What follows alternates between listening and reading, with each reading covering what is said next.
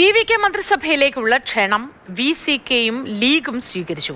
വി.സി.കെയിൽ നിന്ന് ദിണ്ടിവനം എം.എൽ.എ വണ്ണിയരസ് മന്ത്രിയാകും. ലീഗിൽ നിന്ന് Papanasam MLA A M. ഷാജഹാനാണ് മന്ത്രിയാവുക. K P. Sreedharan വിവരങ്ങൾ നൽകും. Sreedharan, good morning. തമിഴ്നാട് മന്ത്രിസഭാ വികസനവുമായി ബന്ധപ്പെട്ട വിശദാംശങ്ങൾ എന്തൊക്കെ?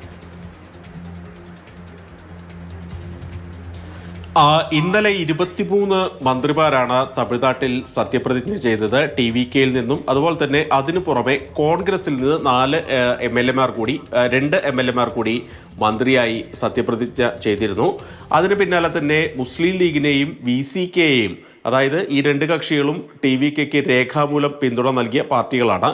ഇരുവരെയും മന്ത്രിസഭയിലേക്ക് വിജയ് ക്ഷണിച്ചിരുന്നു.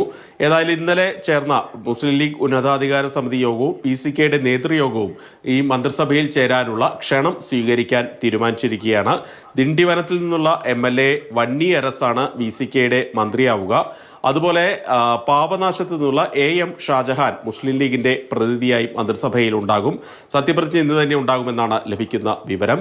ഏതായാലും 34 എന്ന ആ പരമാവധി സംഖ്യയിലേക്ക് ടി.വി.കെ മന്ത്രിസഭ എത്തുകയാണ്. ഇന്നലെ വരെ 32 എം എൽ എമാരായിരുന്നു ടി.വി.കെ ഈ മന്ത്രിസഭയിൽ ഉണ്ടായിരുന്നെങ്കിൽ ഇന്നത് 34ലേക്ക് എത്തുകയാണ്. ഏതായാലും എല്ലാ പാർട്ടികളെയും ചേർത്ത് പിടിച്ചുകൊണ്ടുള്ള ഒരു സമീപനമാണ് വിജയുടെ ഭാഗത്തുനിന്ന് ഉണ്ടായിട്ടുള്ളത്. തമിഴ്നാട്ടിൽ ഇത് ഒരിക്കലും മുൻപ് കണ്ടിട്ടില്ലാത്ത, അതായത് സമീപകാലത്തൊന്നും കണ്ടിട്ടില്ലാത്ത ഒരു കാര്യമാണ്.